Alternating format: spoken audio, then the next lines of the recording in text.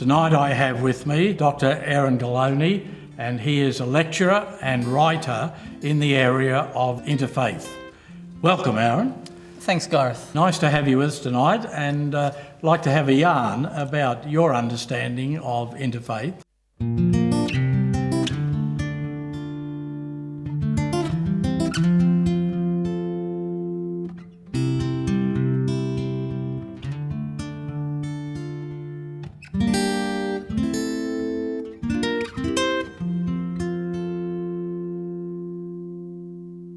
My involvement, I suppose, has been as an academic, doing writing, publishing in the area of interreligious education, studying other religious traditions, lecturing on Abrahamic faith traditions, theology of religious pluralism. But perhaps some of the most significant learning for me has just been getting to know people, not so much in books, but face to face. Right. Why do you think it's important for people today, not only religious people, but all people, to understand the nature of religious pluralism, that there's more than one religion in this country, in the world? Why is that important for us to think about that and to get some better understanding of that? Hans Kung said famously that there can be no world peace until there was religious peace. And there's something to that. But I think while the global context is really important, without a doubt, an important consideration for interreligious and multi-faith engagement has to be the local setting. It's imperative that we see religious pluralism in its day-to-day local context. Each of us hears news reports from places we don't live, corners of the globe, about conflict between religions, about people we've never met. But I suspect that some of the most formative and engaging ways that we can engage with religious diversity is with people in our own neighborhoods.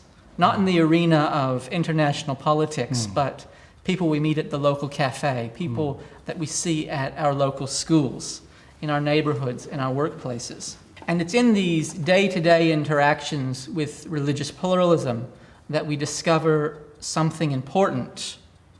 All the religions are not the same. There's a popular idea that at their core, all the religions are basically on about the exact same thing. They have identical goals, that they might use different terminology, have different names for their gods, but basically they're all about the one same thing. I don't agree with that. I think it's important that people understand that multi-faith relationships aren't premised on the idea that we do agree on everything. And to speak about pluralism is not to deny diversity. Religious pluralism is not a slippery slope into religious relativism. Okay, that's an interesting thought to follow up later on. But the basic message you think that we all need to understand that it's both of these things. It's what we have in common, but it's also what makes us different. And I was reading the other day where someone said to the other, it's different. It's what is different that makes you and me unique. It's the difference between us that is important for our self-understanding. Is that a fair comment? Yeah, I think so. I guess what I'm trying to stress, it's the difference that we can engage with on a local level. Yeah. Rather than seeing differences between us and people thousands of kilometers away. Mahatma Gandhi tells a wonderful story about his experiments with interfaith, what we would call interfaith relationships, meeting other Christians. And these Christian friends urged Gandhi to read their theology books, to attend their Eucharistic rituals, and they tried to convert him. And ultimately those attempts were unsuccessful. But what did make an impact on Gandhi, though he didn't become a Christian, was the actual friendships he developed with those people. I just want to read something that he wrote. Gandhi wrote, "Though I took a path my Christian friends had not intended for me, I have remained forever indebted to them for the religious quest they awakened in me. You see, although it wasn't Christian belief or Christian theology that impressed Gandhi, it was those friendships. And he'd later write that it was the friendships with those Christians that he regarded as sweet and sacred contacts, and that they kept alive his interest in religion.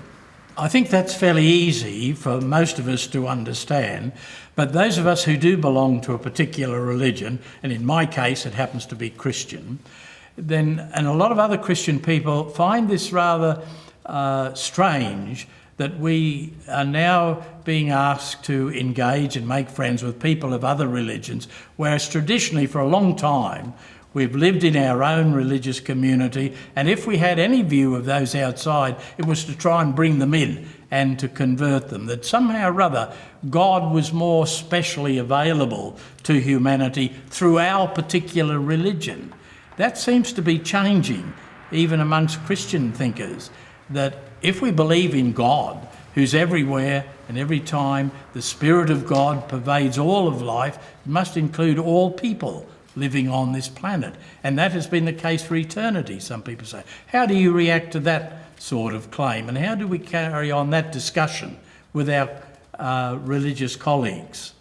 Well, I think what you're saying resounds well with something that's deep within the Christian tradition, this idea that we love God as we love neighbour. Yeah. Love your neighbour as yourself.